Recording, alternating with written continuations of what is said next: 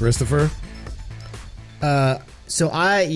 Anybody who's listened to the show for a while knows that I was super excited about PlayStation VR the first go around on the PlayStation 4.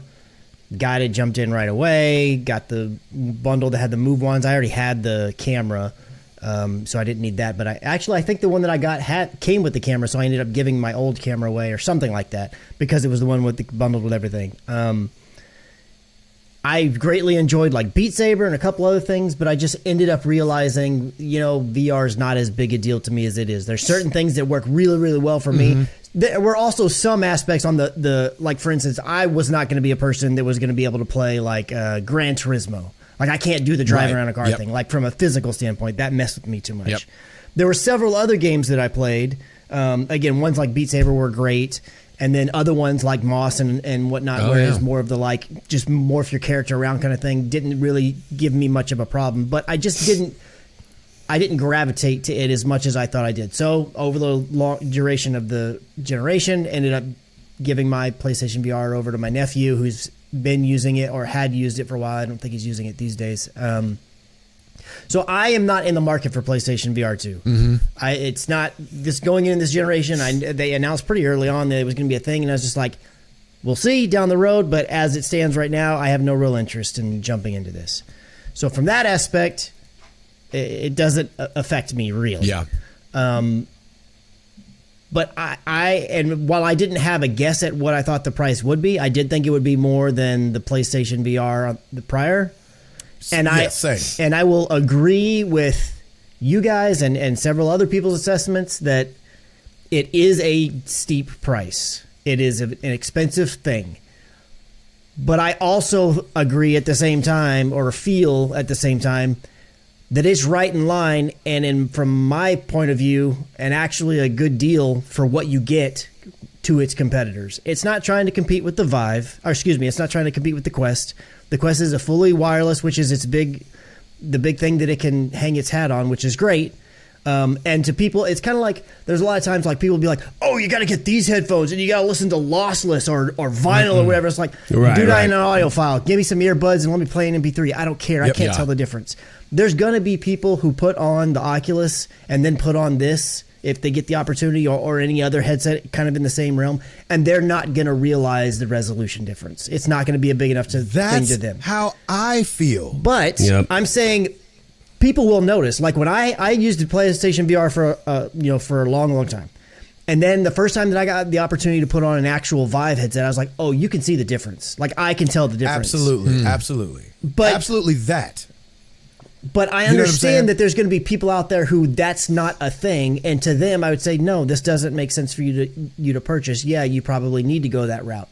But the fact that it offers several things that not just the Oculus Quest doesn't, but things that make it compete with things like the Vive Index, which alone is $1,000. It's not far off the Vive Pro, which is $1,100. And on top of those, while yes, they may technically be able to hook it to the current PC that they own, those games are probably going to require specs that you can't run.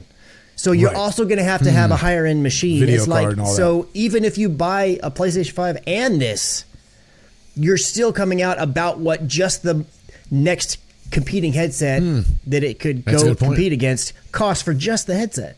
So all those things, I think, make it a really good value if you're like a VR enthusiast. But even though I think that's true, two things can be true at once. I also think most people are going to look at this as, this is my entry into VR because I have a PlayStation, blah, blah, blah. And it's like, but it's not priced that way.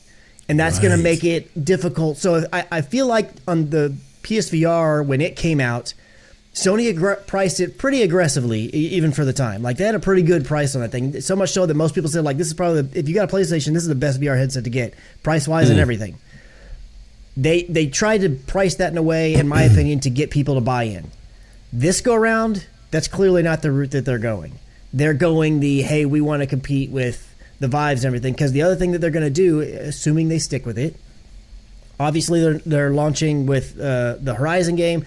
There's going to be things that come out for this that can only be played on PlayStation VR. Right. I mean, I say that now. Who knows? Because they've started this whole PC strategy, maybe in 2 years after release, maybe that VR game will be available for Vive on PC. I don't really know. Right. That wouldn't be a shocker. But, I mean, I think they're banking on the quality of what it offers to its most recent competitors, and I think they're really going to be leaning heavy into, my speculation is they'll lean heavy into the first party game or only on for PlayStation style games for it to be the big thing for it. But time will tell if that's going to entice enough people. Yeah, because if they don't have enough people buying them, the software doesn't matter. It's tough because technology, while worth it, it feels like a bad time to come out with something this expensive. Well, and also February is already so stacked. Yeah. It's like, oh man. That is very much true. But it just feels like in the middle of like this recession talk and like, you know, the checks still getting sent out. And it's like, man, $550 seems like a lot to come up with. Listen, I was a late adopter on the first one, but it was definitely playing Beat Saber that was like, ooh, I think I've got to do this. And then I ended up getting it for Christmas, and oh man, it made me a little sad seeing that price tag. I was like, okay, well there goes a lot of people. Right. There goes a lot of people that would have tried it. If it was $300. You know, obviously less the more expensive it is. I didn't think it would be as cheap as $300. Yeah. Once they released the specs and the eye tracking and everything like that, if it had just been the cameras on the outside and the wand and the controllers, then maybe they could have pushed the price down. But I know this new eye tracking thing is, you know, I've not used something that uses eye tracking, so I don't know how, you know, much that changes things. And these new controllers are a huge upgrade compared to just the ones that they used prior. Oh yes. Well, it's hard for me because I've had a Quest, and so it feels akin to that, and so those don't feel like that big a deal. But yes, it's an upgrade from them little the orbs on top of those wands, but they've also got having to be facing a certain way because of the camera. Yeah, but they've also got like the DualSense haptics stuff in these controllers as well. Really? Like this, they have. I forget what they're called, but they're the stuff that makes the DualSense. You know, for the games that use it, they'd be like, "Oh my gosh, I've never felt a controller do that." That same technology is supposed to be in these PSVR controllers as well. I forget and it's the same